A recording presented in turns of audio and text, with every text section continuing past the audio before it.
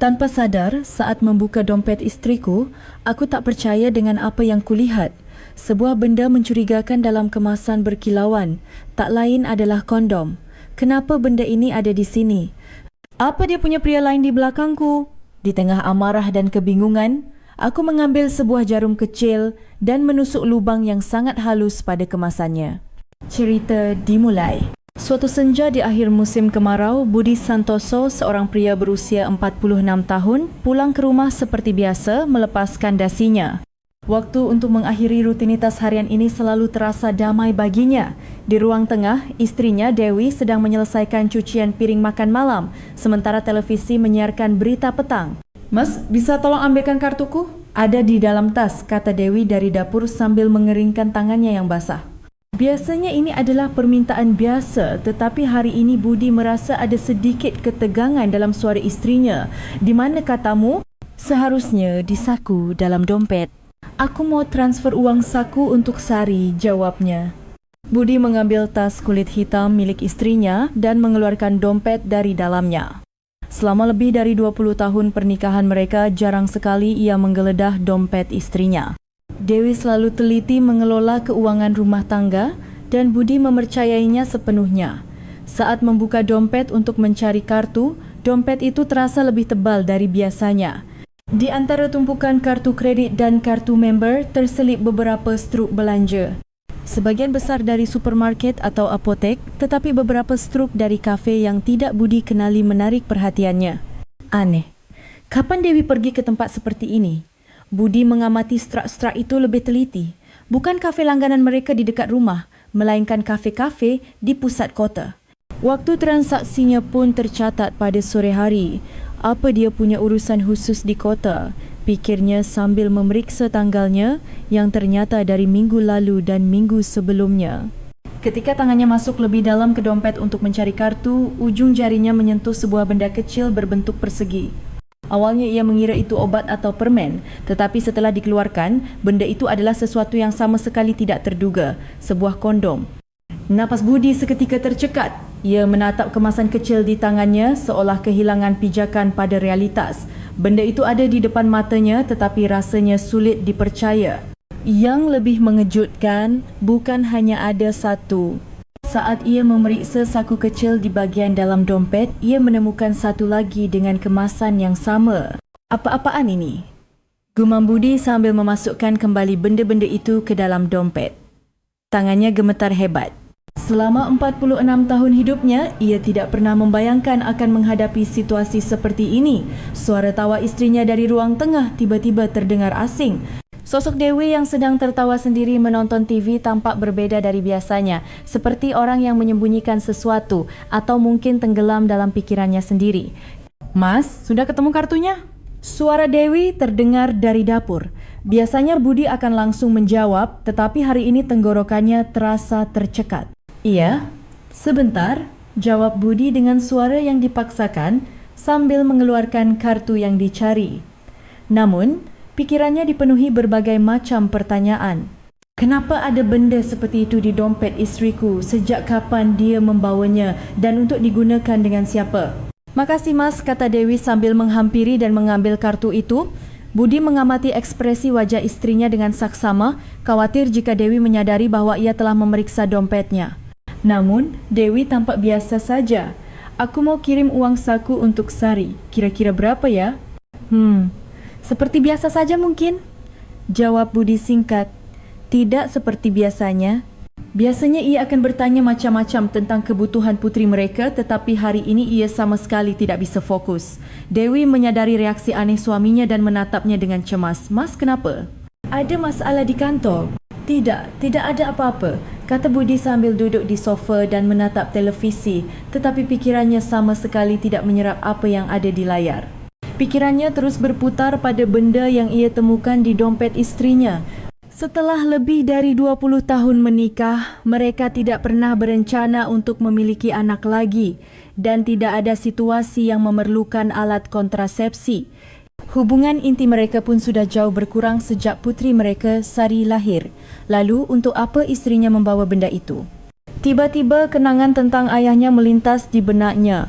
Budi masih ingat dengan jelas guncangan yang ia rasakan saat SMP ketika ibunya menangis sambil bercerita bahawa ayahnya berselingkuh dengan wanita lain. Saat itu ibunya menunjukkan struk hotel yang ditemukan di saku ayahnya sambil terisak. Jangan-jangan hal yang sama terjadi di rumahku. Budi menggelengkan kepala mencuba mengusir pikiran itu. Ia ingin percaya bahawa Dewi bukanlah orang seperti itu. Selama lebih dari 20 tahun hidup bersama, ia tidak pernah sekalipun meragukan isterinya. Namun begitu benih kecurigaan tertanam di hatinya, segalanya mulai terlihat berbeza. Belakangan ini isterinya tampak lebih sering keluar rumah. Dengan alasan bertemu teman atau pergi ke supermarket, ia sering pergi lebih lama dari biasanya. Perhatiannya juga tertuju pada bagaimana Dewi semakin sering menatap ponselnya. Dulu ia lebih banyak menonton TV atau membaca buku, tetapi belakangan ini ia selalu sibuk dengan ponselnya seolah sedang bertukar pesan dengan seseorang. "Mas, aku istirahat duluan ya," kata Dewi sambil menguap. Sepertinya ia tidur lebih awal dari biasanya. "Iya, silakan." Budi menjawab sambil terus mengamati punggung isterinya. Ia mencari-cari, barangkali ada sesuatu yang berbeza. Dewi tampak seperti biasa merapikan kosmetiknya dan berganti pakaian tidur, tetapi bagi Budi, semuanya tampak mencurigakan. Melihat isterinya masuk ke kamar tidur, hati Budi terasa campur aduk. Benarkah isteriku punya pria lain atau aku yang terlalu sensitif? Budi duduk sendirian di ruang tengah, tenggelam dalam pikirannya untuk waktu yang lama. Mencurigai isterinya sendiri adalah hal yang menyakitkan, tetapi ia juga tidak bisa begitu saja mengabaikannya. Aku harus memastikannya. Dengan tekad bulat, Budi berdiri dengan pelan. Ia memutuskan untuk memeriksa kembali dompet isterinya. Saat Dewi sudah terlelap, ia menyelinap masuk ke kamar tidur. Dewi sudah tertidur pulas. Mendengar napasnya yang teratur, Budi dengan hati-hati mendekati tas isterinya. Ia membuka kembali dompet itu dan benda-benda tadi masih ada di tempatnya. Budi ragu sejenak lalu mengambil sebuah jarum kecil. Dengan sangat hati-hati agar tidak merusak kemasannya, ia membuat sebuah lubang kecil. Jika dia tetap menggunakannya, maka itu benar-benar. Budi tahu apa yang dilakukannya tidak benar. Namun pada saat itu kenangan masa kecilnya kembali muncul. Wajah ibunya yang menangis saat ayahnya ketahuan selingkuh dan meninggalkan rumah terbayang jelas. Aku tidak akan pernah menjadi seperti ayah. Janji itu telah mengeras menjadi obsesi yang kini mendorongnya melakukan tindakan bodoh ini. Setelah mengembalikan dompet itu seperti semula, Budi berbaring di tempat tidur, tetapi ia tidak bisa tidur. Berbagai imajinasi melintas di benaknya saat ia menatap langit-langit. Apakah istriku benar-benar punya pria lain? Sejak kapan hubungan itu dimulai? Keesokan paginya, Budi bangun jauh lebih awal dari biasanya. Ia ingin mengamati setiap gerak-gerik isterinya. Dewi seperti biasa sedang menyiapkan sarapan, menyeduh kopi, memanggang roti dan menggoreng telur di wajan. Semuanya tampak normal. Namun, di mata Budi, segalanya terlihat mencurigakan. "Loh mas, tumben bangun pagi, sapa Dewi?" "Iya, kebetulan saja terbangun." Dewi menyodorkan secangkir kopi sambil menatap wajah suaminya. Budi tampak lebih muram dari biasanya. "Mas sakit?" Kelihatannya pucat. "Gak apa-apa, cuma kurang tidur." Budi menyesap kopinya sambil terus mengamati istrinya. Cara Dewi merapikan rambut di depan cermin, cara ia memakai lipstik, bahkan caranya memilih pakaian yang tampak lebih diperhatikan dari biasanya. Semuanya terlihat berbeza. "Hari ini ada acara keluar?" Budi bertanya dengan hati-hati. "Gak ada. Paling cuma ke supermarket saja," jawab Dewi dengan wajar, tetapi Budi tidak bisa menghilangkan perasaan bahwa ada sesuatu yang disembunyikan. Terlebih lagi saat ia melihat Dewi memeriksa dompetnya ketika akan memasukkannya ke dalam tas. Jantungnya berdebar kencang takut jika Dewi menyadari perbuatannya. "Kalau begitu aku berangkat kerja dulu." "Iya. Hati-hati di jalan, Mas." Biasanya mereka hanya berpamitan di depan pintu, tetapi hari ini Budi sengaja berjalan lebih dulu sambil terus mengamati reaksi istrinya. Dewi mengantarnya seperti biasa, tetapi di mata Budi, ekspresinya tampak seperti orang yang merasa lega. Di dalam KRL menuju kantor, pikiran Budi terus tertuju pada istrinya. Apakah dia akan bertemu seseorang setelah aku berangkat? Apakah dia benar-benar akan menggunakan kondom itu? Sesampainya di kantor, ia sulit berkonsentrasi pada pekerjaan. Bahkan saat berbincang dengan rekan-rekannya, pikirannya terus melayang. "Bud, kamu kenapa hari ini? Kok melamun terus?" tanya Pak Agus, rekan kerjanya di meja sebelah. "Ah, tidak apa-apa, Pak. Hanya kurang tidur." "Ada masalah di rumah? Beberapa hari ini kamu kelihatan begitu terus." Mendengar ucapan rekannya, Budi baru menyadari bahawa ia memang tidak bisa fokus bekerja belakangan ini. Sejak kecurigaan terhadap istrinya muncul, semua pekerjaan menjadi terbengkalai. Saat jam makan siang tiba, Budi membulatkan tekadnya. Ia tidak bisa terus-menerus hidup dalam kecurigaan seperti ini. Ia harus mencari bukti yang pasti. Malam itu, saat kembali ke rumah, Budi mulai mengamati setiap gerak-gerik istrinya dengan lebih cermat. Dan dalam beberapa hari berikutnya, ia menemukan semakin banyak hal yang mencurigakan. Setiap tindakan kecil istrinya yang biasanya ia abaikan, kini terasa aneh. Pada Selasa malam, ketika Budi pulang dari kantor, ia mendapati Dewi sedang menelepon di dapur. Suaranya lebih pelan dari biasanya dan begitu mendengar Budi masuk, ia buru-buru menutup telefon. "Telefon dari siapa?" tanya Budi sambil melepaskan dasinya. "Oh, dari ibunya teman Sari. Bukan apa-apa kok." Jawaban Dewi terdengar wajar, tetapi bagi Budi, ada nada panik dalam suaranya.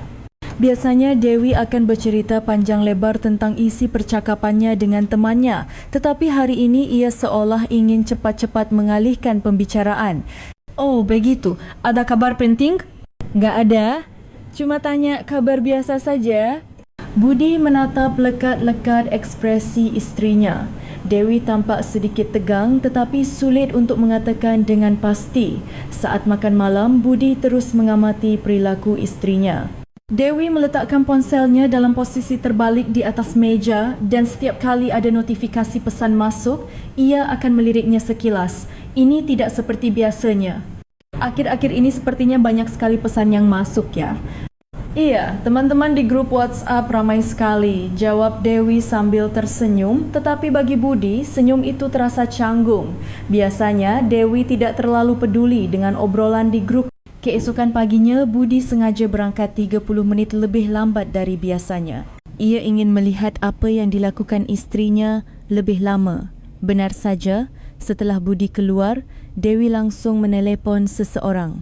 Budi mengendap-endap membuka sedikit pintu depan dan mendengar percakapan istrinya yang terdengar lebih hati-hati dari biasanya. "Sekarang aman kan? Soal yang kemarin itu?" Budi ingin mendengar lebih lanjut, tetapi ia harus segera berangkat agar tidak terlambat. Dengan hati yang berat, ia berangkat kerja. Saat jam makan siang, Budi mencoba menelepon ke rumah. Ini adalah sesuatu yang jarang ia lakukan, tetapi hari ini ia sangat penasaran dengan apa yang sedang dilakukan istrinya. "Hello, Dewi, ini aku. Sedang apa?" "Oh mas, tumben telpon. Nggak ada apa-apa kan?" Suara Dewi terdengar sedikit terkejut. "Nggak apa-apa, cuma penasaran saja. Kamu di rumah?" "Iya, di rumah. Ini lagi melipat cucian." "Baiklah, sampai nanti."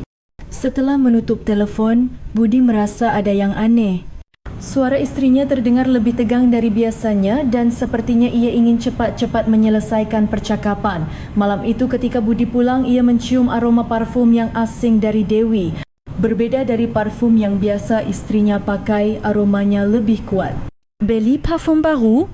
"Oh, ini? Dikasih teman." Dewi menjawab dengan santai, tetapi bagi Budi, jawaban itu terdengar seperti sudah disiapkan sebelumnya. Saat akhir pekan tiba, Dewi berkata akan bertemu dengan teman-teman lamanya. "Ketemu di mana?"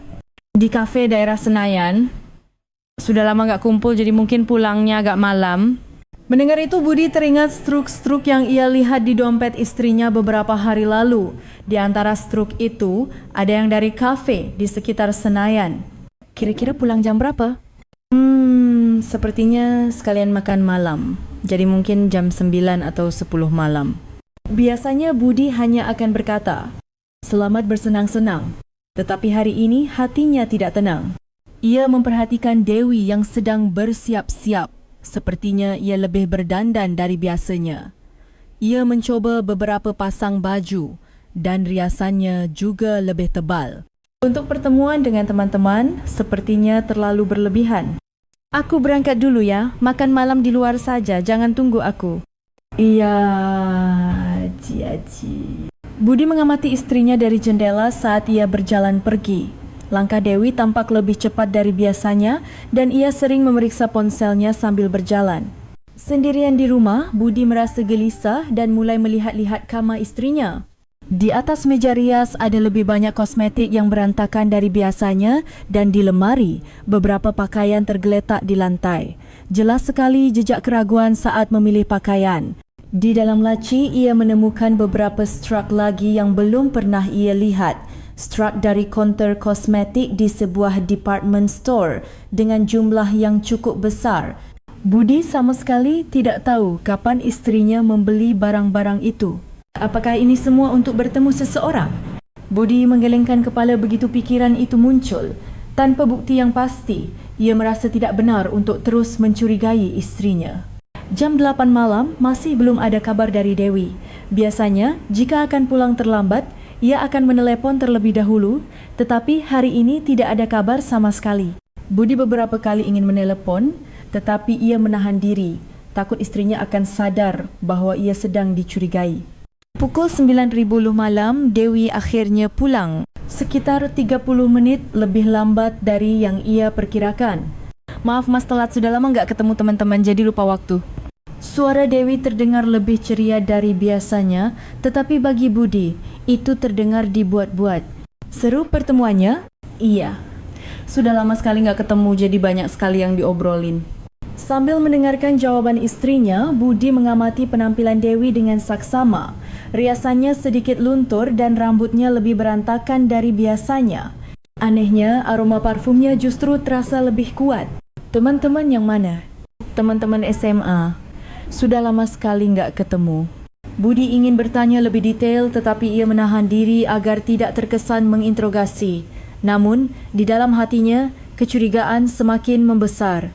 Senin berikutnya, Budi menghadapi situasi yang tidak terduga di kantor. Saat makan siang bersama rekan-rekannya di sebuah restoran, ia tidak sengaja mendengar percakapan dari meja sebelah. Zaman sekarang perselingkuhan di kalangan wanita parubaya itu banyak sekali loh, apalagi yang usianya 40-an itu paling rawan. Betul. Di apartemenku juga ada yang begitu. Kabarnya diam-diam bertemu dengan pria yang lebih muda. Mendengar percakapan itu, jantung Budi berdebar kencang. Ia takut jangan-jangan istrinya juga berada dalam situasi yang sama. Sore harinya Pak Agus menghampirinya. But akhir-akhir ini kamu kelihatannya nggak baik-baik saja. Ada masalah di rumah, ya? Gak ada Pak, cuma agak lelah saja. Apa ada masalah dengan istrimu? Aku sering sekali dengar kabar pasangan parubaya yang bercerai belakangan ini. Ucapan Pak Agus membuat Budi semakin cemas. Ia khawatir jika situasinya terlihat aneh di mata orang lain. Bukan begitu kok, saya benar-benar cuma lelah. Namun di dalam hati Budi, kecurigaan itu hampir berubah menjadi keyakinan. Terutama setiap kali istrinya menunjukkan perilaku yang tidak biasa, kecurigaannya semakin menjadi-jadi. Malam itu saat pulang ke rumah, Budi mendapati Dewi sedang mengetik pesan di ponselnya. Ia tampak lebih fokus dari biasanya dan begitu Budi mendekat, ia buru-buru menutupi layarnya. Kirim pesan ke siapa? Oh, ke Sari. Tanya apa uang sakunya sudah diterima. Namun Budi sempat melihat sekilas layar ponselnya dan sepertinya nama yang tertera bukan nama putrinya. Ia tidak melihatnya dengan jelas, tetapi sepertinya itu nama seorang pria. Malam itu Budi berpura-pura pergi ke kamar mandi dan mencoba memeriksa ponsel Dewi. Namun tidak seperti biasanya, istrinya meletakkan ponsel di bawah bantal saat tidur sehingga ia tidak bisa memeriksanya. Beberapa hari berlalu dan kecurigaan Budi mulai terbentuk menjadi pola yang lebih jelas. Setelah mengamati pola perilaku istrinya, ia menyadari bahwa Dewi keluar sendirian 2 hingga 3 kali seminggu dan setiap kali pergi ia selalu berdandan lebih rapi dari biasanya. Ia sering keluar pada hari Kamis dan Jumat dengan alasan bertemu teman atau pergi ke supermarket. Namun, saat pulang dari supermarket, ia tidak membawa banyak belanjaan dan saat pulang dari bertemu teman, ia selalu pulang lebih larut dari biasanya. Yang paling aneh adalah riwayat penggunaan kartu kredit istrinya. Budi memeriksanya melalui internet banking dan menemukan beberapa transaksi di kafe atau restoran di daerah yang jarang mereka kunjungi. Sebagian besar transaksi terjadi pada jam makan siang atau sore hari. Jangan-jangan ini benar. Budi merasa ini bukan lagi sekadar kecurigaan biasa. Terlalu banyak petunjuk yang mengarah pada satu hal. Namun, ia masih belum memiliki bukti yang pasti. Beberapa hari kemudian, Budi menyaksikan momen yang menentukan. Hari itu, ia makan siang lebih awal dari biasanya dan sedang berjalan-jalan di sekitar kantor. Tanpa sengaja, ia melihat istrinya, Dewi, tidak sendirian. Ia sedang berjalan di depan sebuah kafe bersama seorang pria muda yang kelihatannya berusia akhir 20-an. Keduanya tidak terlihat seperti kenalan biasa. Ada suasana akrab di antara mereka. Budi bersembunyi dan mengamati mereka. Istrinya dan pria itu masuk ke dalam kafe dan duduk berhadapan di dekat jendela. Dari kejauhan, Budi bisa melihat keduanya sedang berbincang serius. Siapa pria itu? Sejak kapan mereka bertemu? Hati Budi dipenuhi amarah dan rasa dikhianati. Sulit baginya menerima kenyataan bahawa istrinya yang telah hidup bersamanya selama lebih dari 20 tahun telah menipunya dan bertemu dengan pria lain. Namun, Budi tidak bisa langsung menghampiri mereka. Mungkin saja ia salah lihat dan ia tidak mahu bertindak gegabah. Malam itu saat pulang ke rumah, Budi berusaha bersikap seperti biasa. Namun, tatapannya pada istrinya sudah benar-benar berbeda. Hari ini kamu ngapain saja? Gak ngapa-ngapain, cuma istirahat di rumah terus ke supermarket. Mendengar jawaban Dewi, Budi yakin istrinya sedang berbohong. Dan sekarang, ini bukan lagi kecurigaan, melainkan fakta. Malam itu, Budi tidak bisa tidur dan terus berfikir. Apa yang harus ia lakukan sekarang? Bagaimana cara memastikan kebenarannya? Dan ia takut jika kondom yang ia temukan di dompet istrinya beberapa waktu lalu benar-benar akan digunakan. Selama lebih dari seminggu, Budi terus mengamati perilaku istrinya dengan lebih detail. Bayangan Dewi bersama pria muda di kafe itu tidak bisa hilang dari benaknya. Sejak hari itu, segalanya terasa pasti bagi Budi. Pada hari Kamis sore, Budi mendapat kesempatan untuk pulang lebih awal dari kantor. Rapat yang tiba-tiba dibatalkan membuatnya bisa pulang 2 jam lebih awal dari biasanya. Budi memutuskan untuk tidak memberitahu istrinya. Ia ingin memastikan apakah Dewi benar-benar ada di rumah. Saat sampai di rumah dan membuka pintu dengan pelan, suasana di dalam sangat sepi. Biasanya akan terdengar suara TV atau suara orang memasak, tetapi hari ini tidak ada suara apapun. Dewi, aku pulang. Panggil Budi dengan suara keras, tetapi tidak ada jawaban. Setelah memeriksa semua ruangan, istrinya tidak ada di rumah. Anehnya, sepatu hak tinggi yang biasa Dewi pakai untuk bepergian masih ada di rak. Hanya sepatu santai yang biasa ia pakai ke supermarket yang tidak ada. Budi mencoba menelepon istrinya. Hello, suara Dewi terdengar sedikit panik. Dewi, kamu di mana? Kok nggak ada di rumah? Oh mas, kenapa pulang cepat sekali? Aku lagi di supermarket. Supermarket? Supermarket mana? Supermarket dekat rumah. Sebentar lagi aku pulang. Setelah menutup telefon, Budi memeriksa jam pukul 15.30. Terlalu awal untuk waktu Dewi biasanya pergi ke supermarket. 30 menit kemudian, Dewi pulang. Di tangannya hanya ada satu kantong belanjaan kecil. Terlalu sedikit untuk belanjaan selama 2 jam di supermarket. Beli apa saya? Oh, guma susu sama roti. Dewi meletakkan kantong belanjaan di dapur dan menjawab. Namun di mata Budi ada sesuatu yang tidak wajar. Rambutnya sedikit berantakan dan riasannya sedikit luntur. Berbeda dari saat ia pulang dari supermarket biasanya. Ketemu siapa di supermarket? Lama sekali. Nggak ketemu siapa-siapa, cuma lihat-lihat saja jadi nggak terasa waktunya berlalu. Budi menatap lekat-lekat ekspresi istrinya. Dewi tampak sedikit lebih tegang dari biasanya dan sepertinya mencoba menghindari kontak mata dengannya. Malam itu, Dewi tidak banyak bicara. Saat makan malam, ia terus memeriksa ponselnya dan sesekali terlihat melamun. Lagi ada masalah? Budi bertanya dengan hati-hati. Enggak ada, cuma agak capek saja. Namun, jawapan Dewi tidak membuat Budi tenang. Justru semakin membuatnya curiga. Keesokan harinya, hari Jumaat, Budi sengaja melewati area sekitar rumahnya saat jam makan siang. Ia ingin memastikan apakah istrinya benar-benar ada di rumah. Saat melewati depan rumah, ia melirik ke jendela dan melihat lampu ruang tamu mati. Padahal biasanya pada jam-jam segitu, Dewi ada di rumah. Budi memutuskan untuk menunggu sebentar di sebuah kafe di dekat rumah. Ia ingin melihat apakah istrinya akan kembali dari suatu tempat. Setelah menunggu sekitar 30 menit, Dewi benar-benar muncul. Dan kali ini, ia tidak sendirian. Ia berjalan bersama pria muda yang sama dengan yang ia lihat sebelumnya. Hati Budi berdebar kencang saat mengamati keduanya. Dewi dan pria itu berpisah tidak jauh dari rumah, tetapi sebelum berpisah, mereka tampak terlibat dalam percakapan yang serius. Terutama saat pria itu memegang tangan Dewi dan mengatakan sesuatu dengan sungguh-sungguh, pemandangan itu terasa sangat mengejutkan bagi Budi. Dewi pun mengangguk, seolah menyetujui sesuatu. Jadi, dugaanku benar. Budi tidak sanggup melihat lebih lama lagi dan segera pergi. Rasanya ia telah menyaksikan bukti yang sangat jelas dan hatinya terasa campur aduk. Malam itu saat pulang ke rumah, Budi berusaha bersikap seperti biasa. Namun, pemandangan yang ia lihat saat makan siang terus berputar di benaknya. Hari ini di rumah saja? Iya. Gak ada acara apa-apa, jadi istirahat saja di rumah. Lagi-lagi kebohongan. Budi sekarang yakin istrinya telah menipunya dan bertemu dengan pria lain. Saat akhir pekan tiba, Budi menjadi semakin sensitif. Setiap tindakan Dewi terasa mencurigakan, terutama saat ia menyentuh ponselnya. Budi sangat penasaran dengan siapa ia berkomunikasi. Pada Sabtu sore, Dewi kembali berkata akan pergi keluar. Mau ke mana? Ketemu teman. Teman yang mana? Teman SMA. Budi sudah tidak bisa lagi mempercayai ucapan istrinya.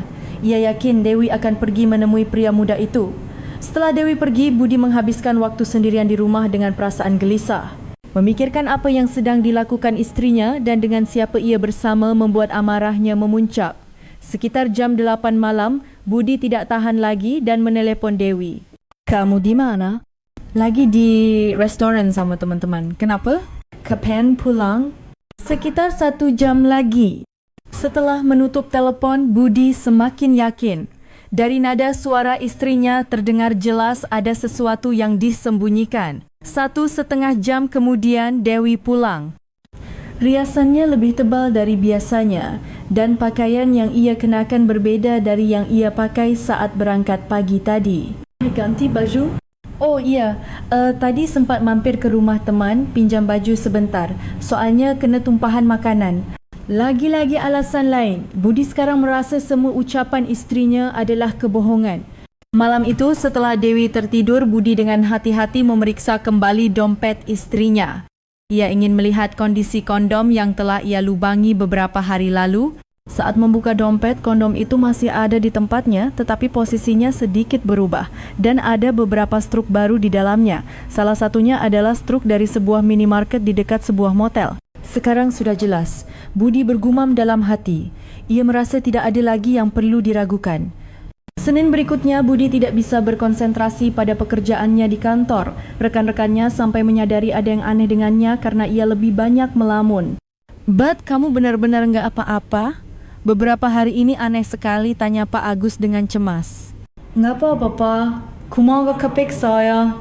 Namun di dalam hati Budi, amarah dan rasa dikhianati terus membesar. Sulit baginya menerima kenyataan bahwa istrinya yang telah ia percayai selama lebih dari 20 tahun telah menipunya. Saat jam makan siang, Budi berjalan sendirian di taman sambil berpikir. Apa yang harus ia lakukan sekarang? Bagaimana ia harus berbicara dengan istrinya? Aku harus bertanya langsung. Aku tidak bisa terus-menerus hanya mengamati seperti ini. Namun Budi ingin mendapatkan lebih banyak bukti yang pasti. Ia takut jika ia bertanya secara gegabah, istrinya akan mengelak. Malam itu, saat pulang ke rumah, Budi mengamati perilaku Dewi dengan lebih detail. Cara istrinya tersenyum saat melihat ponsel, cara ia merapikan rambut di depan cermin, bahkan cara ia memilih pakaian dengan lebih teliti, semuanya ia anggap kerana pria lain. Besok ada acara keluar, Budi bertanya dengan hati-hati. Belum tahu. Kenapa? Cuma penasaran saya. Mendengar jawaban Dewi, Budi dalam hati menyusun rencana. Besok ia akan sengaja pulang lebih awal dan mengikuti istrinya. Keesokan harinya, hari Selasa, Budi meminta izin pulang lebih awal setelah jam makan siang. Ia beralasan ada urusan peribadi dan meninggalkan kantor pada pukul 2 siang. Setelah menunggu di dekat rumah, Dewi benar-benar keluar sekitar pukul 3 sore. Ia berdandan lebih rapi dari biasanya dan bagi Budi, itu adalah bukti yang pasti. Budi mengikutinya dari kejauhan. Dewi naik KRL menuju arah pusat kota, ke arah yang berbeza dari tempat yang biasa ia kunjungi. Setelah turun di stasiun dekat kawasan bisnes, Dewi masuk ke sebuah kafe. Budi mengamatinya dari seberang jalan. Sekitar 10 menit kemudian, pria muda itu benar-benar muncul, sesuai dengan dugaan Budi.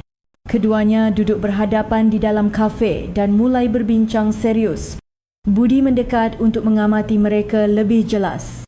Dewi tampak memohon sesuatu dengan sungguh-sungguh kepada pria itu dan pria itu pun mengangguk setuju. Terutama saat Dewi memegang tangan pria itu sambil berterima kasih, Budi tidak tahan lagi. Namun, ia tidak bisa langsung masuk ke dalam. Situasi yang begitu mengejutkan membuat pikirannya kosong. Sekitar 1 jam kemudian, keduanya keluar dari kafe. Dan sepertinya mereka berjalan menuju sebuah hotel di dekat sana. Budi tidak sanggup melihat lebih lama lagi dan memutuskan untuk pulang. Sesampainya di rumah, Budi duduk di sofa dan melamun untuk waktu yang lama. Sulit baginya menerima kenyataan bahwa istrinya benar-benar telah mengkhianatinya. Sekarang sudah benar-benar pasti. Ini bukan lagi kecurigaan. Budi bergumam dalam hati sambil menahan amarah. Namun pada saat yang sama, ia juga merasakan kesedihan yang mendalam dan rasa dikhianati. Sekitar jam 7 malam, Dewi pulang. Dengan ekspresi yang biasa saja, ia mengucapkan salam, "Aku pulang." Tetapi bagi Budi, semuanya tampak palsu. Dari mana Saka? Dari ketemu teman. Teman yang mana? Teman lama.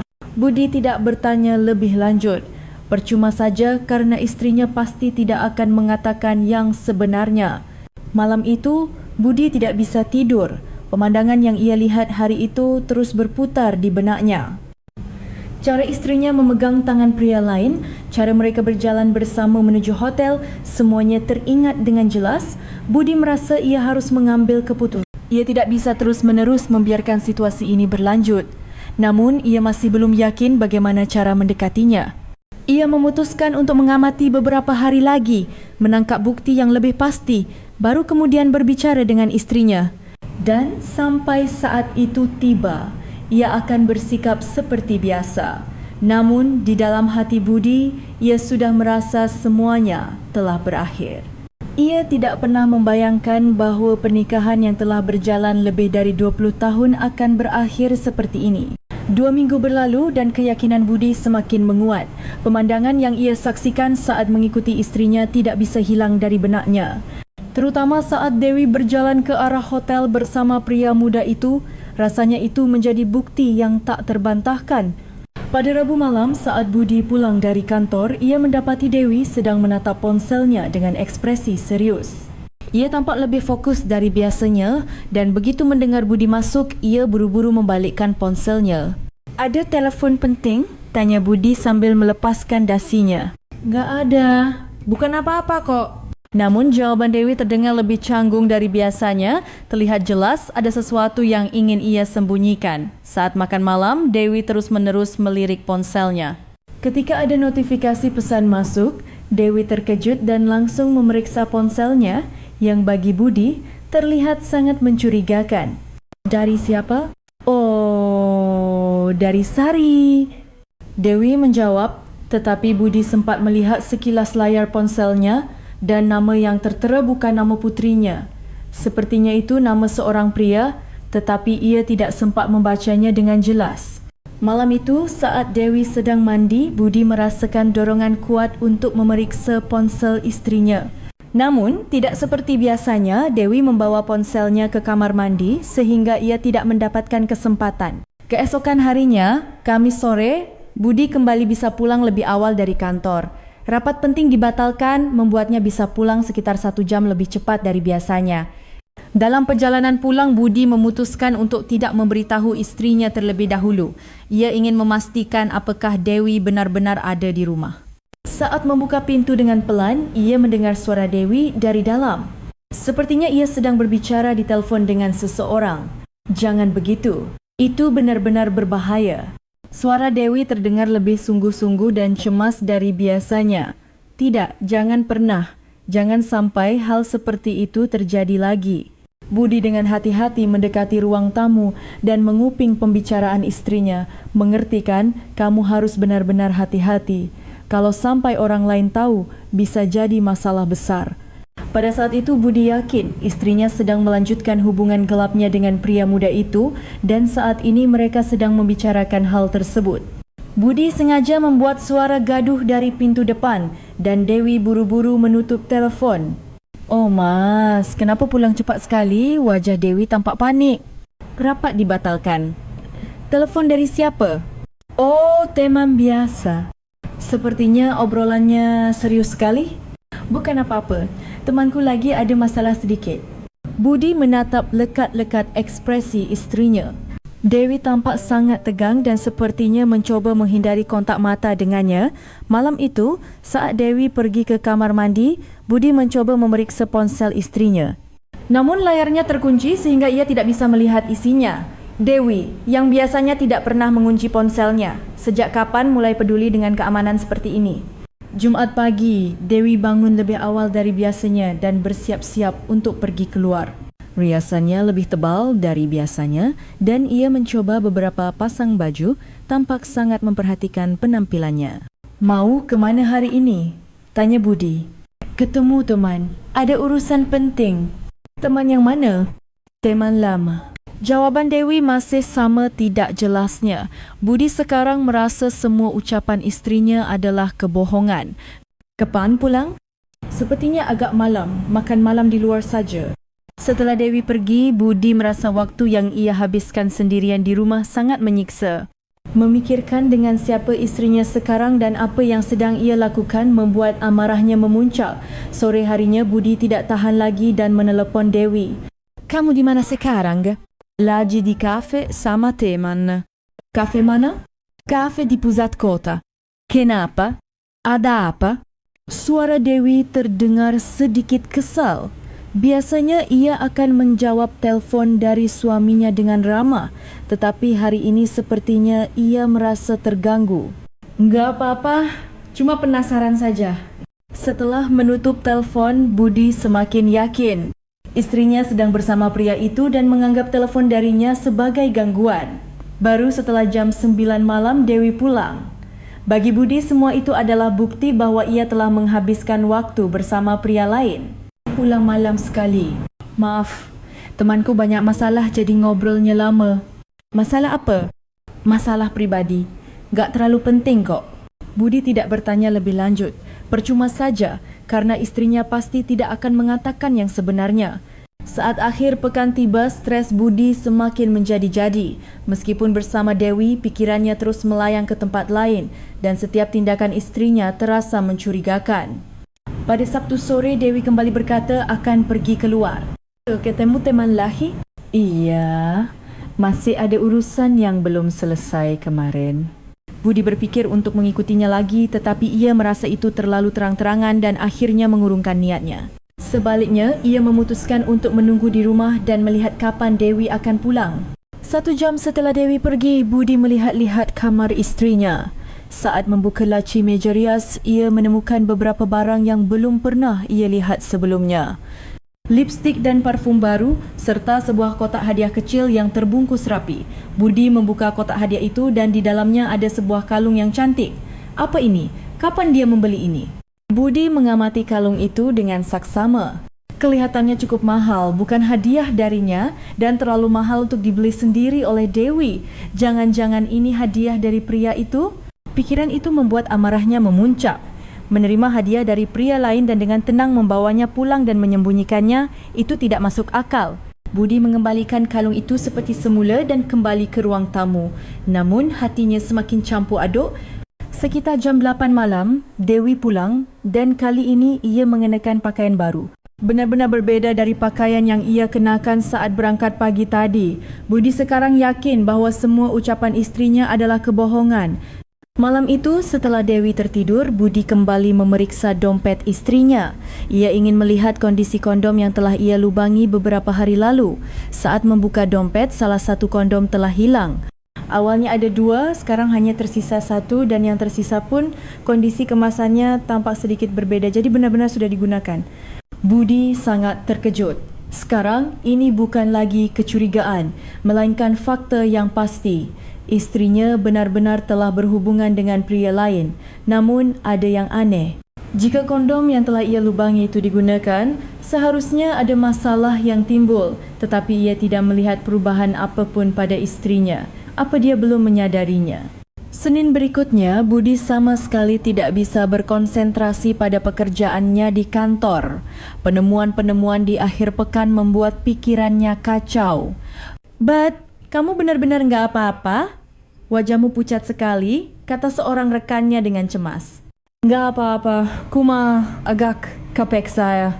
Namun, kondisi Budi semakin memburuk. Ia tidak bisa tidur nyenyak di malam hari dan nafsu makannya hilang sehingga berat badannya menurun. Saat jam makan siang, Budi berjalan sendirian di taman sambil berfikir. Ia benar-benar tidak tahu apa yang harus ia lakukan sekarang. Haruskah aku berbicara langsung dengan istriku atau haruskah aku menunggu sampai mendapatkan bukti yang lebih pasti? Saat itu, sebuah pesan masuk ke ponsel Budi. Pesan itu dari Dewi. "Mas, nanti malam ada hal penting yang mau aku bicarakan. Tolong pulang lebih awal ya." Membaca pesan itu, jantung Budi berdebar kencang. Apakah istrinya akan mengakui semuanya atau apakah ia akan meminta cerai? Sepertinya waktunya sudah tiba. Budi membulatkan tekadnya dan kembali ke kantor. Malam ini, semuanya akan ditentukan. Namun pada saat yang sama, ia juga merasa takut. Apakah pernikahan yang telah berjalan lebih dari 20 tahun benar-benar akan berakhir? Bagaimana ia akan menjalani hidupnya nanti? Sepanjang sore itu, Budi hanya menatap jam menunggu waktu pulang. Ia penasaran sekaligus takut dengan apa yang akan dikatakan istrinya. Akhirnya, saat jam pulang tiba, Budi bergegas pulang. Ia berfikir bahawa malam ini semua kebenaran akan terungkap dan ia mempersiapkan hatinya. Sebelum sampai di rumah, Budi berhenti sejenak dan menarik napas dalam-dalam. Rasanya ia akan menjalani percakapan terakhir dengan istrinya. Apapun yang terjadi, aku harus menerimanya dengan tenang. Budi membulatkan tekadnya dan membuka pintu depan. Namun, situasi yang menantinya sama sekali berbeza dari yang ia bayangkan. Setelah lebih dari sebulan mengamati, kecurigaan Budi telah menjadi keyakinan yang tak tergoyahkan. Menerima pesan dari Dewi bahawa ada hal penting yang ingin dibicarakan, Budi berjalan pulang dengan berbagai macam pikiran berkecamuk di kepalanya. Saat ia membuka pintu depan, Dewi sudah menunggunya di ruang tamu dengan ekspresi yang lebih serius dari biasanya. "Oh, sudah pulang, Mas. Terima kasih." Katanya ada hal penting yang mau dibicarakan. Budi mempersiapkan hatinya dan duduk di sofa. Rasanya inilah saatnya istrinya akan mengakui semuanya. "Itu, aku mau bicara soal Sari." "Sari?" Budi sedikit terkejut mendengar jawaban yang tidak terduga itu. Ia sudah siap mendengar pengakuan perselingkuhan istrinya, tetapi tiba-tiba nama putrinya yang disebut. Sepertinya akhir-akhir ini Sari sedang kesulitan. Mungkin dia sulit beradaptasi dengan kehidupan kampusnya. Begitukah? Dia tidak pernah cerita apa-apa. Tapi sebagai seorang ibu, aku bisa merasakannya. Sepertinya ada sesuatu yang mengganjal di hatinya. Bagaimana kalau kita bertemu dengannya dan mengajaknya bicara? Mendengar penjelasan Dewi, Budi merasa kecewa. Masalah penting mereka sendiri tidak disinggung dan ia malah membicarakan putrinya. Kalau begitu, akhir pekan ini kita undang Sari makan bersama. Ya, itu bagus. Percakapan berakhir di situ. Pengakuan atau percakapan serius yang Budi harapkan tidak terjadi. Sebaliknya, Dewi bersikap seperti biasa dan pergi ke dapur untuk menyiapkan makan malam. Budi merasa hampa. Ia merasa istrinya masih menyembunyikan segalanya dan ia semakin marah karena merasa Dewi menggunakan putrinya sebagai alasan untuk menghindari pembicaraan. Keesokan harinya, hari Selasa, Budi sulit berkonsentrasi di kantor. Percakapan dengan Dewi semalam terus mengganjal di hatinya. Saat jam makan siang, Pak Agus menghampirinya. "But, kamu akhir-akhir ini aneh sekali. Apa ada masalah besar di rumah?" Masalah apa, Pak?" "Bukan apa-apa, tapi beberapa hari ini kamu kelihatan murung. Apa hubunganmu dengan istrimu sedang tidak baik?" Ucapan Pak Agus membuat Budi terkejut. Sepertinya situasinya sudah terlihat oleh orang lain. "Bukan begitu kok. Masalah pasangan parubaya itu banyak sekali loh. Di komplekku saja sudah ada beberapa yang bercerai, terutama para wanitanya yang jadi masalah. Setelah anak-anak dewasa, tiba-tiba mereka jadi lebih bebas. Banyak juga kasus yang melibatkan pria yang lebih muda." Mendengar ucapan Pak Agus, hati Budi terasa sesak. Rasanya seperti sedang membicarakan situasinya sendiri. Malam itu, saat pulang ke rumah, Budi mengamati perilaku Dewi dengan lebih detail. Setiap kali istrinya memeriksa ponsel, setiap kali ia bercermin, setiap kali ia bersiap-siap untuk pergi, semuanya ia anggap karena pria lain. Rabu sore, Budi kembali pulang lebih awal. Kali ini, ia sengaja tidak memberitahu istrinya dan langsung pulang. Saat tiba di depan rumah, ia melihat ada sepasang sepatu asing di teras, sepatu pria. Jantung Budi berdebar kencang. Ia membuka pintu dengan pelan dan dari ruang tamu terdengar suara Dewi. Sepertinya ia sedang berbicara dengan seseorang. "Aku benar-benar khawatir. Kalau sampai kejadian seperti ini terulang lagi, bagaimana?" "Akan baik-baik saja, Tante. Saya akan lebih berhati-hati." Itu adalah suara seorang pria muda. Pria yang sama yang Budi lihat di kafe beberapa waktu lalu. Budi dengan hati-hati mendekati ruang tamu. Melalui celah pintu, ia mengintip dan melihat Dewi dan pria itu duduk berdampingan di sofa. "Ini benar-benar yang terakhir. Tidak boleh terjadi lagi." Suara Dewi terdengar sungguh-sungguh.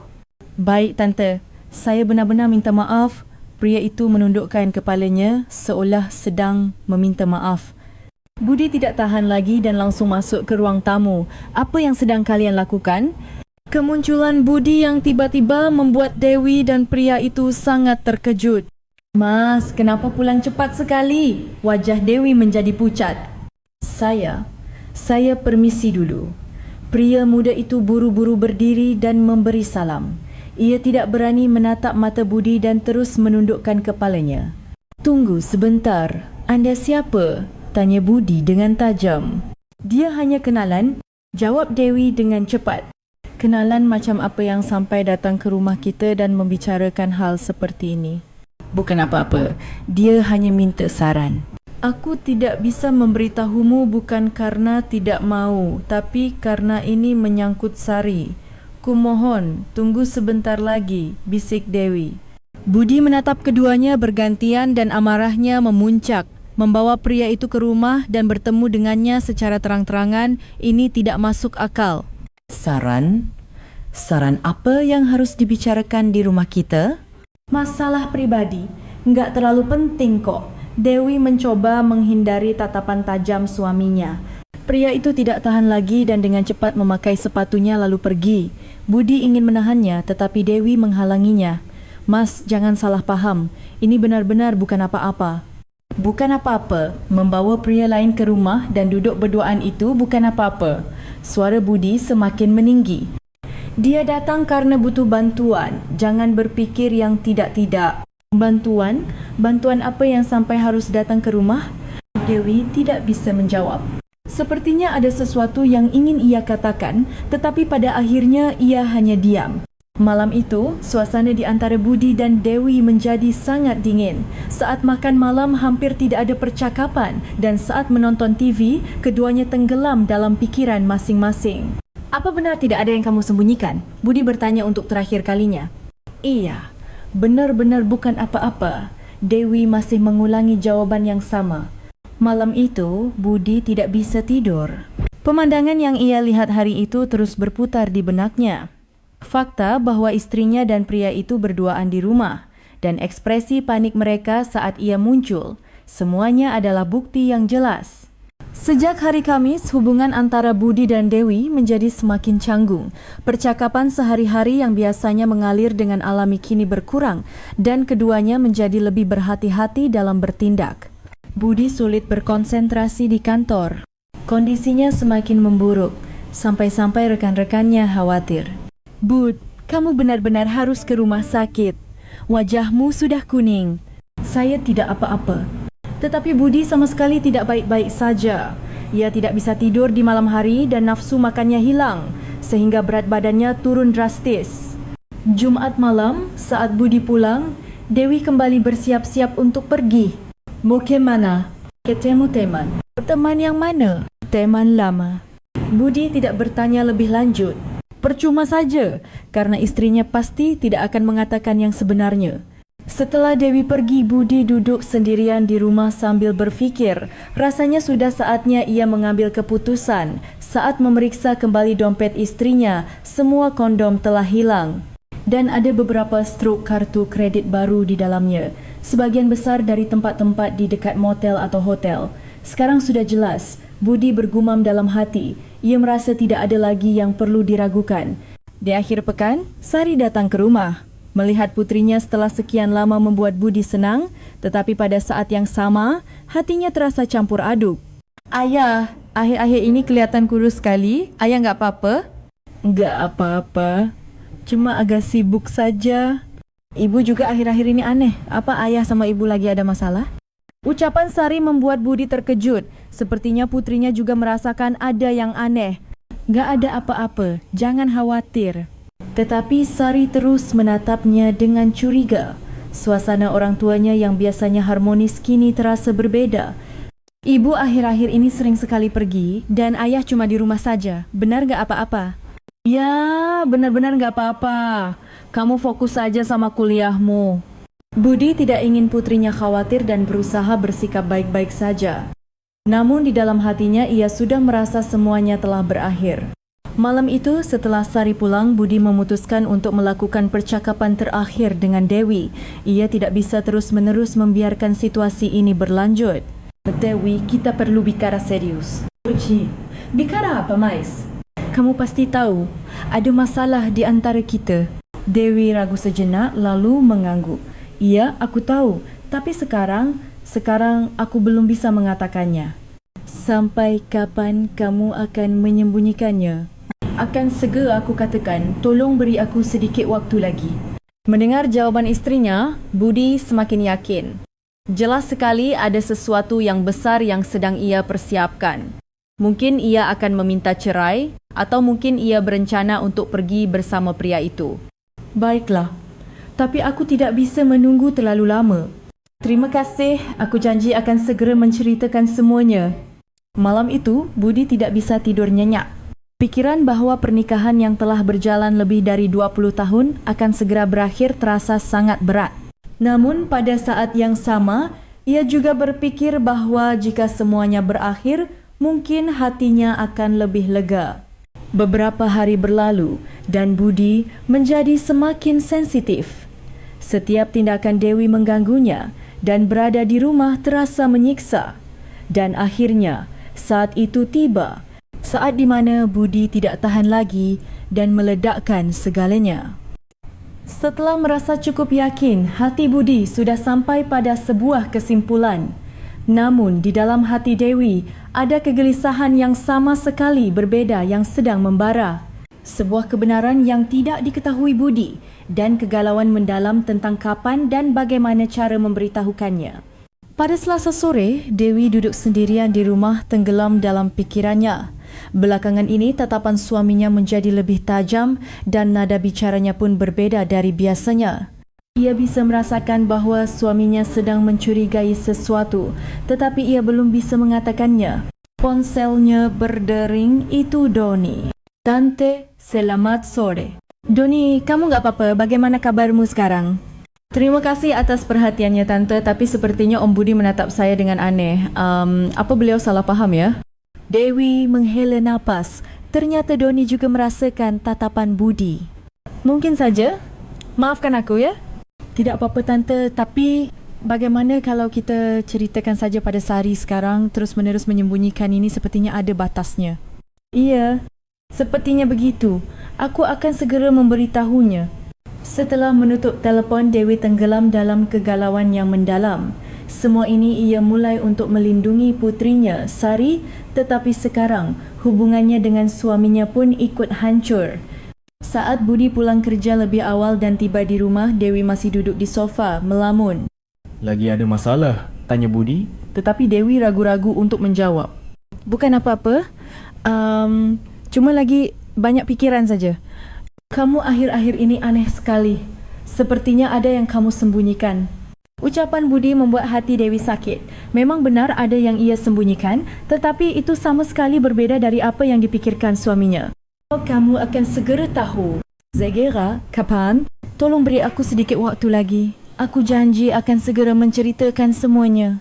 Mendengar ucapan Dewi, Budi semakin yakin. Jelas sekali ia sedang menyelesaikan urusannya dengan pria itu atau mungkin sedang mempersiapkan permintaan cerai. Malam itu, Dwi menelepon Sari. Rasanya ia tidak bisa menundanya lebih lama lagi. Sari, ini ibu. Iya, Bu. Ada apa? Akhir pekan ini bisa pulang ke rumah? Ada hal penting yang mau ayah dan ibu bicarakan. Hal penting? Apa itu? Suara Sari terdengar cemas. Sulit untuk dibicarakan di telefon. Bisakah kamu pulang? Baik Bu, tapi ibu, apa ayah dan ibu sedang tidak akur? Ucapan putrinya membuat hati Dewi semakin berat. Ternyata Sari juga sudah merasakan ada yang aneh. Enggak apa-apa, jangan khawatir. Namun Dewi sendiri tidak yakin apakah semuanya akan baik-baik saja. Rabu sore, Dewi kembali bertemu dengan Doni. Kali ini mereka memutuskan untuk bertemu di tempat yang lebih jauh dari rumah. Tante kelihatan capek sekali. Ya, sedikit. Sepertinya aku benar-benar harus menceritakan semuanya pada Sari. Itu yang terbaik, Tante. Sari juga berhak tahu. Doni memegang tangan Dewi dengan erat, mencoba memberinya kekuatan. Terima kasih banyak sudah membantu saya, Tante. Kalau bukan karena Tante, saya mungkin sudah melakukan kesalahan besar. Gak apa-apa, itu bukan salahmu. Situasinya saja yang tidak memungkinkan saat itu. Tapi saya sudah membuat Sari menderita. Itu salah saya. Melihat penyesalan yang tulus dari Doni, hati Dewi terasa sakit. Anak yang baik ini hampir saja putus dengan Sari karena satu kesalahan. Sekarang kamu harus benar-benar hati-hati. Sari itu anak yang sangat baik. Saya tahu, Tante. Kedepannya, tidak akan ada lagi hal seperti itu. Saat mereka sedang berbincang, Dewi merasa ada seseorang yang mengamati mereka dari belakang. Saat ia menoleh, Budi sedang berdiri di kejauhan. Oh tidak, hati Dewi mencelos. Sepertinya suaminya kembali menyaksikan pertemuan mereka. Budi, begitu mata mereka bertemu, langsung berbalik dan pergi. Namun, ekspresinya dingin dan kaku. Tante nggak apa-apa. Wajah Tante pucat sekali. Nggak apa-apa. Tapi Doni, ini benar-benar yang terakhir. Sepertinya kita tidak boleh bertemu lagi. Baik Tante, terima kasih banyak. Setelah berpisah dengan Doni, Dewi berjalan pulang dengan langkah berat. Ia takut dengan ekspresi apa yang akan menyambutnya di rumah. Saat masuk ke dalam rumah, Budi sedang duduk di ruang tamu membaca koran. Namun sepertinya ia tidak benar-benar membacanya. Ia hanya menatap sesuatu tanpa fokus. Aku pulang. Sapa Dewi dengan hati-hati. Jawaban Budi singkat dan dingin. Aku siapkan makan malam. Ya. Gak usah. Gak nafsu makan. Biasanya, Dewi akan membujuknya untuk makan sedikit. Tetapi hari ini, ia tidak punya tenaga untuk berbicara. Malam itu, hampir tidak ada percakapan di antara mereka. Saat menonton TV, keduanya tenggelam dalam pikiran masing-masing, saling sadar tetapi mencoba saling menghindari. Menjelang malam, Dewi memberanikan diri untuk berbicara. Mas, itu benar-benar salah paham. Salah paham apa? Pertemuanku dengan dia. Tidak seperti yang kamu pikirkan. Lalu seperti apa? Suara Budi dingin dan tajam. Dewi ragu sejenak. Haruskah ia menceritakan semuanya sekarang? Tetapi dalam situasi di mana ia belum berbicara dengan Sari, apakah benar jika ia memberitahu Budi lebih dulu? Sekarang aku belum bisa mengatakannya, tapi itu benar-benar tidak seperti yang kamu pikirkan. Aku bahkan tidak tahu apa yang kamu pikirkan. Jadi bagaimana aku bisa tahu apa yang aku pikirkan? Pertanyaan balik Budi membuat Dewi terdiam. Pokoknya itu salah faham. Aku akan segera menjelaskan semuanya. Sampai kapan kamu akan terus mengatakan itu? Akhir pekan ini Sari akan datang dan aku akan menceritakan semuanya. Budi tidak menjawab lagi. Namun, di dalam hatinya, ia berfikir, akhirnya semuanya akan berakhir. Kamis, Dewi duduk sendirian di rumah, tenggelam dalam monolog batin. Apa yang harus aku lakukan? Aku melakukan ini untuk melindungi Sari, tapi sekarang seluruh keluarga malah jadi berantakan. Hati Dewi campura duka. Ia terjebak di antara naluri keibuan untuk melindungi putrinya dan rasa bersalah terhadap suaminya. Aku tahu Budi salah faham, tapi kalau aku katakan sekarang, Sari akan lebih menderita.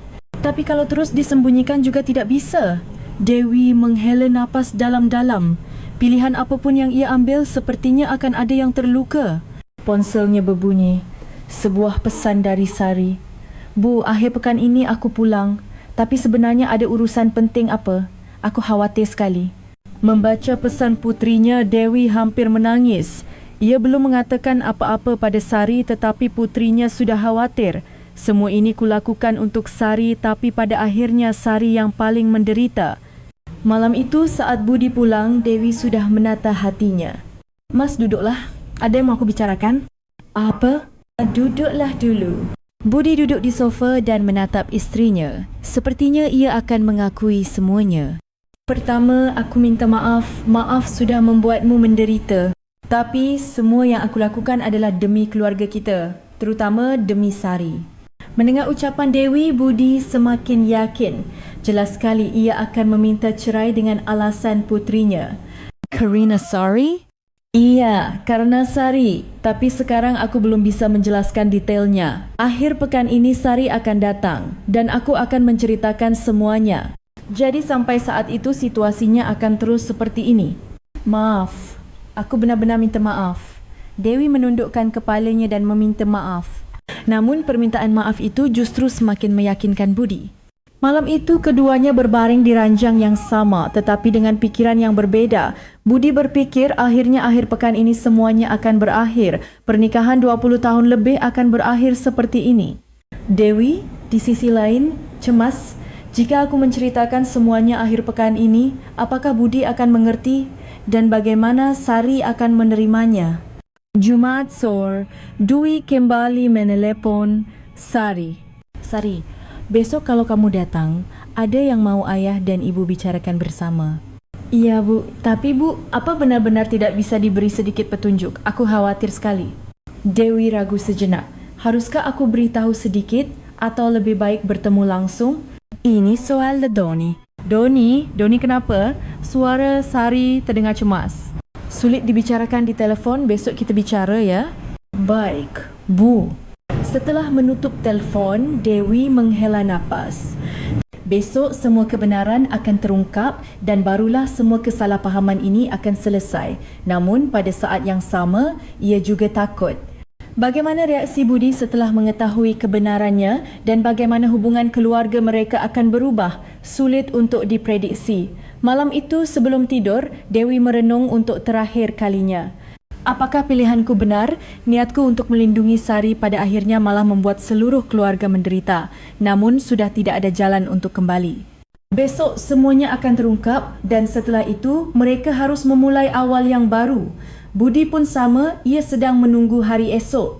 Ia berfikir bahawa akhirnya ia akan mendengar semua kebenaran dan ia mempersiapkan hatinya dengan kuat. Kalau dipikir-pikir, semua ini dimulai 2 bulan lalu pada suatu malam saat Dewi sedang mencuci piring dan menerima telpon mendadak dari Sari. Bu, bisa bicara sekarang? Suara Sari terdengar gemetar, tidak seperti biasanya. Sepertinya ada sesuatu yang serius. Bisa. Kenapa? Ada apa? Nanti aku telepon lagi kalau ibu sudah sendirian. Ayah nggak ada di dekat ibu kan? Ucapan putrinya membuat jantung Dewi berdebar kencang. Cerita yang tidak boleh didengar oleh Budi. Sebenarnya apa yang terjadi?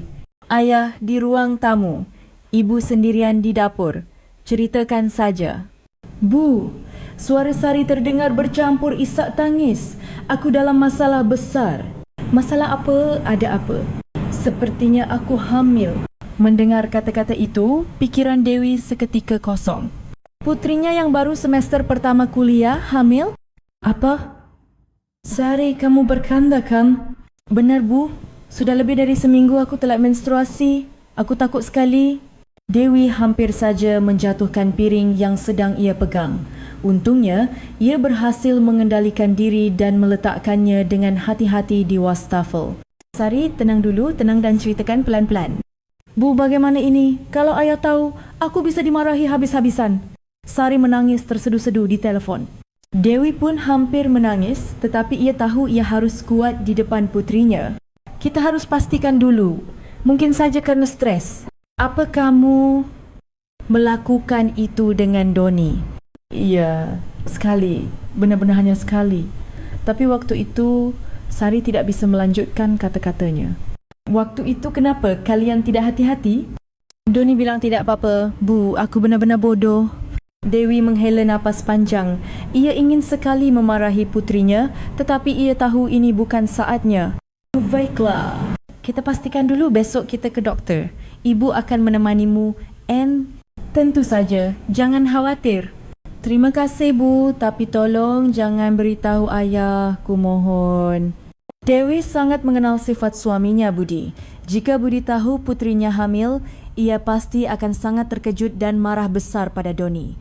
Baiklah, untuk sementara ini rahasia kita berdua. Keesokan harinya, hari Sabtu, Dewi menemani Sari ke dokter kandungan. Selama pemeriksaan, hati Dewi sangat cemas.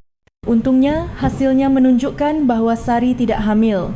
Menstruasinya terlambat karena stres dan gaya hidup yang tidak teratur. Syukurlah. Dewi menghela napas lega. Namun, Sari masih terlihat murung. Bu, aku benar-benar merasa bodoh. Kenapa aku bisa begitu ceroboh? Sudah, yang penting sudah berlalu. Kedepannya, kamu harus lebih hati-hati. Aku tidak tahu harus bilang apa pada Doni. Dia juga sangat khawatir. Mendengar ucapan putrinya, Dewi teringat pada Doni. Pacar Sari yang belum diperkenalkan pada Budi. Doni itu anak seperti apa? Dia anak yang baik. 2 tahun lebih tua dariku, sudah semester 5. Dia sangat baik padaku. Jadi hubungan kalian tidak akan memburuk kerana masalah ini? Tidak. Justru Doni merasa lebih bertanggungjawab, makanya aku merasa lebih bersalah. Setelah dari rumah sakit, Dewi dan Sari duduk di sebuah kafe yang sepi dan berbicara serius. Sari, bagaimana kalau pada kesempatan ini kamu kenalkan Doni pada ayah? Aku masih takut, Bu. Aku tidak tahu bagaimana reaksi ayah. Tapi suatu saat, ayah pasti akan tahu. Lebih baik diperkenalkan lebih awal, kan? Sari berfikir sejenak, lalu menggelengkan kepala. Aku pikirkan dulu ya. Aku masih merasa terbebani. Sejak hari itu, Dewi terus memikirkan apa yang harus ia lakukan untuk putrinya. Beberapa hari kemudian, Sari kembali menelpon. Bu, Doni bilang aku harus mendapatkan edukasi yang benar. Edukasi apa? Edukasi seks. Dia bilang karena aku terlalu tidak tahu apa-apa, makanya hal seperti ini bisa terjadi. Jadi aku harus belajar dengan benar. Dewi merasa ucapan Doni benar. Putrinya sudah dewasa tetapi masih banyak hal yang tidak ia ketahui. Ya, Doni benar. Ibu akan bantu. Beberapa hari kemudian Dewi pergi ke puskesmas. Ia mendengar bahawa di sana ada layanan konseling edukasi seks untuk generasi muda. Di puskesmas, ia mendapatkan penjelasan tentang berbagai metode kontrasepsi dan juga diberikan alat kontrasepsi gratis. Dewi menerima beberapa kondom untuk putrinya dan memasukkannya ke dalam tas. Tapi rasanya aneh kalau aku memberikan ini langsung pada putriku. Dewi bimbang. Memberikannya langsung pada Sari akan terasa sangat canggung. Tetapi jika tidak diberikan, ia akan khawatir lagi. Akhirnya, Dewi memutuskan untuk menyimpan kondom itu di dompetnya. Ia berencana akan memberikannya pada putrinya di saat yang tepat. Saat itu Doni menghubungi Dewi secara langsung. Selamat sore Tante, saya Doni, pacar Sari. Doni, halo. Tante sudah banyak mendengar tentangmu dari Sari. Saya benar-benar minta maaf atas kejadian kemarin Tante. Seharusnya saya lebih berhati-hati. Suara Doni terdengar tulus dan penuh penyesalan. Sudah, yang penting sudah berlalu. Kedepannya, kalian harus lebih hati-hati.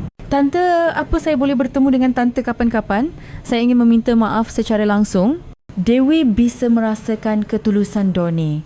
Jadi, ia memutuskan untuk bertemu dan berbicara dengannya. Saat pertama kali bertemu Doni, Dewi mendapatkan kesan yang baik. Ia adalah pemuda yang sopan dan serius. Tante, saya benar-benar minta maaf. Seharusnya saya bisa lebih melindungi Sari. Doni, jangan terlalu menyalahkan dirimu. Kalian berdua masih muda. Kedepannya, saya akan benar-benar berhati-hati. Dan saya akan benar-benar menjaga Sari. Mendengar ucapan Doni, Dewi merasa bahawa anak ini benar-benar menyayangi Sari. Terima kasih, tolong jaga Sari ya. Sejak saat itu, Doni sering menghubungi Dewi. Ia ingin berdiskusi tentang hubungannya dengan Sari atau rencana masa depan mereka. Saya ingin menikahi Sari setelah lulus dan mendapatkan pekerjaan. Sudah berfikir sejauh itu ya? Iya, Tante. Saya serius. Tapi saya bahkan belum bertemu dengan Om. Ayahnya memang sedikit keras. Dewi memikirkan sifat suaminya Budi. Budi sangat menyayangi putrinya, tetapi pada saat yang sama, ia sangat protektif, sehingga sepertinya tidak akan mudah menerima pacar putrinya. Pertemuan dengan Doni terus berlanjut. Sebagian besar pembicaraan mereka adalah tentang kekhawatiran mengenai Sari atau rencana masa depan. Dewi semakin merasa bahawa Doni adalah anak yang bisa dipercaya. Namun, ada masalah. Ia tidak bisa menceritakan pertemuan-pertemuan ini pada Budi karena Sari belum siap untuk memperkenalkan pacarnya pada ayahnya. Sepertinya Om Budi mencurigai saya, Tante. Suatu hari Doni berkata dengan cemas. Pa, waktu itu saya bertemu dengan beliau di dekat rumah dan tatapannya aneh. Apa beliau menganggap saya orang yang tidak baik? Dewi juga merasakan bahawa belakangan ini tatapan Budi menjadi lebih dingin. Sepertinya ia mencurigai sesuatu. Mungkin saya. Doni, sepertinya kita harus lebih berhati-hati saat bertemu. Baik Tante, saya tidak ingin menimbulkan masalah. Namun, masalah sudah dimulai. Budi semakin mencurigai Dewi dan Dewi merasa tersiksa karena tidak bisa menjelaskan kesalahpahaman itu. Aku harus segera menyuruh Sari untuk memberitahu ayahnya. Dewi merasa ia tidak bisa menundanya lebih lama lagi.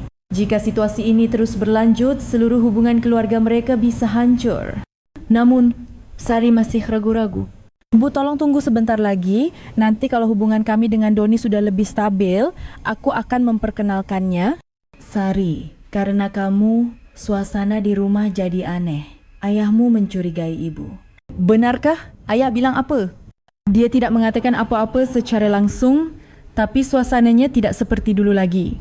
Barulah Sari menyadari betapa seriusnya situasi ini. Maafkan aku, Bu. Gara-gara aku. Nggak apa-apa. Tapi sekarang kamu benar-benar harus mengambil keputusan. Kita tidak bisa menundanya terus-menerus. Baik, Bu. Akhir pekan ini aku akan pulang dan memberitahu ayah. Sepertinya Sari akhirnya mengambil keputusan. Dewi menghela napas lega. Namun pada saat yang sama, ia juga cemas. Bagaimana reaksi Budi? Dan apakah kesalahpahaman selama ini bisa diselesaikan dengan baik? Ia tidak yakin. Aku harus menceritakan semuanya. Kalau Budi tahu yang sebenarnya, dia pasti akan mengerti. Dewi membulatkan tekadnya, tetapi ia masih merasa cemas. Apakah semua yang terjadi selama ini bisa dijelaskan dengan baik pada Budi? Dan apakah hubungan keluarga mereka akan kembali seperti semula? Ia khawatir. Namun ia tidak bisa menundanya lebih lama lagi. Akhir pekan ini adalah saatnya untuk mengungkapkan semua kebenaran. Dan sekarang inilah saatnya kebenaran itu terungkap. Sabtu sore Sari tiba di rumah. Ekspresinya lebih muram dari biasanya, seolah membawa beban berat. Ayah, Ibu, aku pulang. Oh, sudah datang. Pasti capek ya? Budi menyambut putrinya dengan hangat, tetapi di satu sisi hatinya tegang menanti apa yang akan dikatakan istrinya hari ini. Sari, mandi dulu baru kita bicara bersama. Saat Dewi berbicara, suasana di ruang tamu sudah terasa berat. Selama makan malam, ketiganya lebih banyak diam dari biasanya. Sari terus melirik orang tuanya sementara Budi dan Dewi tenggelam dalam pikiran masing-masing. Baiklah, sekarang kita bicara. Dewi membuka percakapan. Budi berfikir, inilah saatnya, dan ia mempersiapkan hatinya. Ada apa, Bu? Sari bertanya dengan hati-hati. Pertama, aku ingin minta maaf pada ayahmu. Dewi menatap Budi dan berkata, selama ini aku minta maaf sudah bertindak yang menimbulkan salah faham, tapi ada alasannya. Budi mendengar ucapan istrinya, berfikir akhirnya dia mengaku. Sari, sepertinya kamu yang harus bicara lebih dulu. Saat Dewi menatap putrinya, Sari menundukkan kepala. Ayah, aku punya pacar. Mendengar kata-kata itu, Budi merasa percakapan ini mengalir ke arah yang tidak terduga. Pakar? Iya, namanya Doni. Dia mahasiswa semester 5, 2 tahun lebih tua dariku. Budi sedikit bingung. Ia mengira akan mendengar pengakuan perselingkuhan istrinya, tetapi tiba-tiba yang muncul adalah cerita tentang pacar putrinya. Oh, begitu. Sejak kapan kalian pacaran? Sekitar 6 bulan. Kenapa tidak pernah bilang? Suara Budi terdengar kecewa. Itu. Sari tidak bisa melanjutkan kata-katanya. Saat itulah Dewi mengambil alih. Mas, biar aku yang jelaskan. Apa yang mau kamu jelaskan? Selama ini orang yang aku temui adalah Doni, pacar Sari. Pikiran Budi menjadi kacau. Pria muda yang ditemui istrinya adalah pacar putrinya? Aku tidak mengerti maksudmu. 2 bulan lalu, Sari punya masalah. Dewi melanjutkan dengan hati-hati. Masalah apa? Suara Budi menjadi tajam. Sari dengan mata berkaca-kaca mengaku, Ayah, aku pikir aku sudah melakukan kesalahan besar. Aku takut sekali kalau sampai terjadi sesuatu yang tidak diinginkan. Pada saat itu, ekspresi Budi seketika berubah. Apa? Aku telat menstruasi dan aku takut hamil. Jadi aku hanya berani cerita pada ibu. Budi terkejut dan tidak bisa berkata apa-apa. Untungnya dia tidak hamil. Hanya karena stres, lanjut Dewi. Tapi karena kejadian itu, Doni merasa sangat bersalah dan menghubungiku. Dia ingin minta maaf, makanya aku menemuinya. Jadi, pertemuan-pertemuan selama ini. Suara Budi masih terdengar tidak percaya. Iya. Doni benar-benar menyesal dan aku bisa merasakan bahwa dia benar-benar menyayangi Sari. Lalu, semua yang aku lihat, Budi teringat kembali adegan-adegan yang ia saksikan. Mungkin Mas melihatku saat sedang memberikan saran atau nasihat padanya. Dewi berusaha keras untuk meluruskan kesalahpahaman suaminya. Lalu, benda yang ada di dompet itu apa? Budi bertanya dengan hati-hati. Benda apa? Kondom. Mendengar kata itu, wajah Dewi dan Sari seketika memerah. Oh, itu. Dewi menjelaskan dengan panik.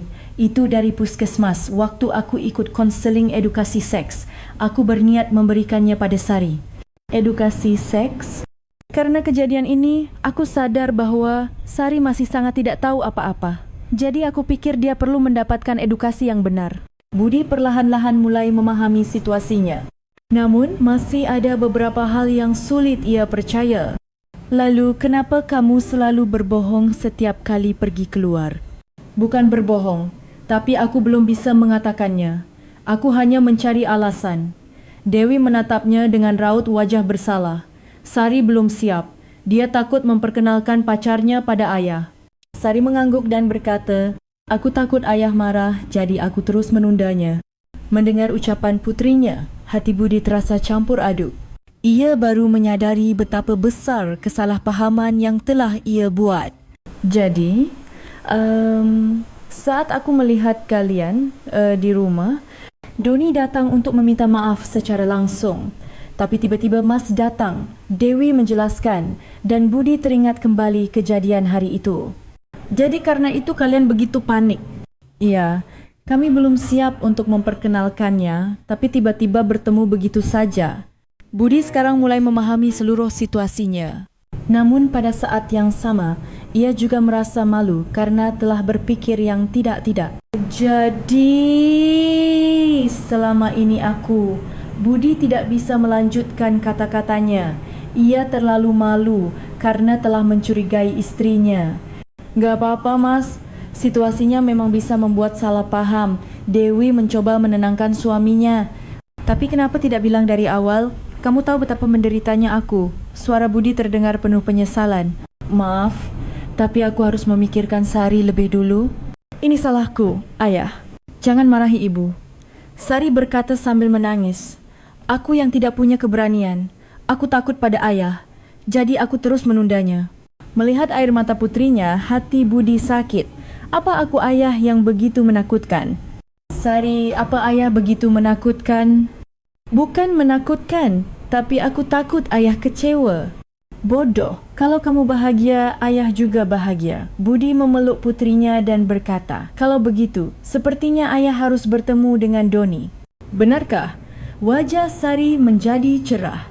Tentu saja. Dia orang yang disukai putriku, jadi Ayah harus bertemu dengannya. Terima kasih, Ayah. Namun, di dalam hati Budi masih ada perasaan yang campur aduk. Rasa lega bercampur dengan penyesalan dan rasa malu karena telah mencurigai istrinya. Dewi, aku benar-benar minta maaf. Gak apa-apa. Seharusnya aku juga memberitahumu lebih awal. Tidak, aku yang terlalu cepat mengambil kesimpulan. Budi teringat kembali tindakan-tindakan yang telah ia lakukan dan wajahnya memanas. Terutama saat teringat ia melubangi kondom, rasanya sangat memalukan. Tapi, omong-omong, salah satu kondom di dompet itu hilang. Budi bertanya dengan hati-hati. Oh, itu sudah aku berikan pada Sari, jawab Dewi. Akhirnya aku memberanikan diri untuk memberinya edukasi seks yang benar. Oh, begitu. Budi baru menyadari betapa konyol imajinasinya selama ini. Malam itu, percakapan keluarga mereka berlanjut hingga dini hari. Sari menceritakan lebih detail tentang Doni dan Dewi menceritakan betapa galaunya ia selama ini. Budi pun dengan jujur menceritakan betapa salahnya ia berfikir. Terutama, ia dengan tulus meminta maaf karena telah mencurigai istrinya. Aku benar-benar minta maaf. Aku terlalu gegabah. Gak apa-apa. Tapi ke depannya, kalau kamu merasa ada yang aneh, tolong langsung tanyakan. Jangan berimajinasi sendiri. Iya, aku nyanyi. Malam itu Budi akhirnya bisa tidur dengan tenang setelah sekian lama. Semua kesalahpahaman telah selesai dan hubungan dengan keluarganya sepertinya telah pulih. Namun pada saat yang sama, ia juga merenungkan betapa ia tidak mempercayai istrinya dan betapa sewenang-wenang ia mengambil kesimpulan. Kedepannya, aku harus benar-benar hati-hati. Dan aku harus lebih banyak berkomunikasi dengan keluargaku. Budi berjanji pada dirinya sendiri sambil terlelap. Setelah kebenaran terungkap selama beberapa hari berikutnya, Budi terus merenungkan perbuatannya dan merasa sangat bersalah. Senin pagi, saat bersiap-siap ke kantor, Budi terus memikirkan kejadian akhir pekan. Di depan istri dan putrinya, ia berkata bahawa ia mengerti dan tidak apa-apa. Tetapi saat sendirian, ia baru menyadari betapa salah perbuatannya. Mas, sarapan dulu. Dewi seperti biasa menyiapkan sarapan, tetapi kehangatan itu justru membuat Budi merasa semakin malu. Terima kasih. Enggak apa-apa. Wajahmu kelihatan kurang sehat. Enggak apa-apa. Kuma agak kepeksa. Namun Budi sama sekali tidak baik-baik saja. Sesampainya di kantor, ia sulit berkonsentrasi pada pekerjaan. Kejadian selama 2 bulan terakhir terus berputar di benaknya. Aku benar-benar bodoh. Budi bergumam dalam hati. Terutama saat teringat ia melubangi kondom dengan jarum, wajahnya memanas. Setelah mengetahui bahawa itu adalah bentuk perhatian seorang ibu untuk putrinya, ia baru menyadari betapa picik perbuatannya. Saat jam makan siang, Pak Agus menghampirinya. Bud, akhir pekan ada kabar baik ya? Wajahmu kelihatan lebih cerah. Oh, cuma masalah keluarga sudah selesai, Pak. Syukurlah. Beberapa hari ini kamu kelihatan murung sekali. Mendengar ucapan Pak Agus, Budi sekali lagi menyadari betapa sensitif perilakunya sampai-sampai memengaruhi rekan kerjanya. Malam itu saat pulang ke rumah, Budi dengan tulus meminta maaf pada Dewi. Dewi, aku benar-benar minta maaf. Aku sudah berfikir yang salah. Sudah ku bilang tidak apa-apa, itu sudah berlalu. Tidak apa-apa.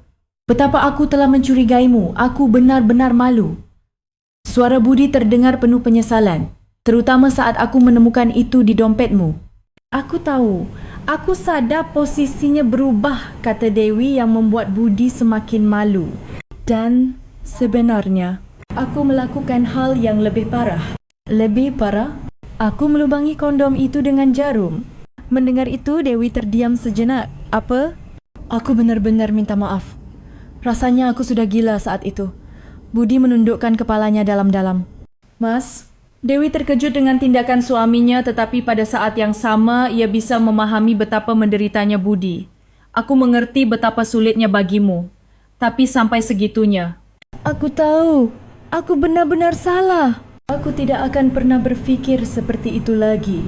Mendengar pengakuan jujur Budi, hati Dewi terasa campur aduk. Fakta bahwa suaminya sampai mencurigainya sejauh itu terasa menyakitkan, tetapi ia juga tahu bahwa itu karena Budi sangat mencintainya. Kedepannya, kalau kamu merasa ada yang aneh, tolong langsung tanyakan. Jangan mengambil kesimpulan sendiri. Iya, aku Yanyi. Keesokan harinya, hari Selasa, Budi menelepon Sari. Sari, ini ayah. Iya, ayah. Ada apa? Kapan-kapan, ajak Doni ke rumah. Ayah ingin bertemu secara resmi. Benarkah ayah mau bertemu dengannya? Suara Sari terdengar gembira. Tentu saja, dia orang yang disukai putriku, jadi ayah harus bertemu dengannya. Terima kasih ayah, Doni pasti akan senang sekali. Dan sorry. Ya? Kalau kamu punya masalah, kapanpun, ceritakan saja pada ayah. Jangan takut. Iya, ayah. Aku mengerti. Setelah menutup telefon, Budi merenungkan betapa otoriter dirinya sebagai seorang ayah. Sampai-sampai putrinya takut padanya, ia berjanji akan menjadi ayah yang lebih hangat. Kamis malam, Sari datang ke rumah bersama Doni. Doni menyapa dengan sopan.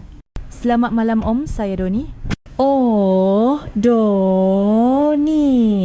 Sudah banyak dengar tentangmu. Duduklah. Budi mengamati Doni dengan saksama. Pemuda yang sopan dan tulus. Om, selama ini saya benar-benar minta maaf. Doni menundukkan kepalanya dan meminta maaf. Karena kami, suasana di rumah jadi tidak nyaman. Itu masalah keluarga kami. Kamu tidak salah apa-apa. Budi mencoba menenangkan Doni. Justru ia yang merasa bersalah karena telah memandang Doni dengan curiga. Kamu benar-benar menyayangi Sari, ya? Iya, Om. Saya sangat menyayanginya. Kalau begitu cukup. Sebagai ayah Sari, aku titip putriku padamu. Iya, Om. Terima kasih. Makan malam hari itu berlangsung dengan suasana yang hangat setelah sekian lama.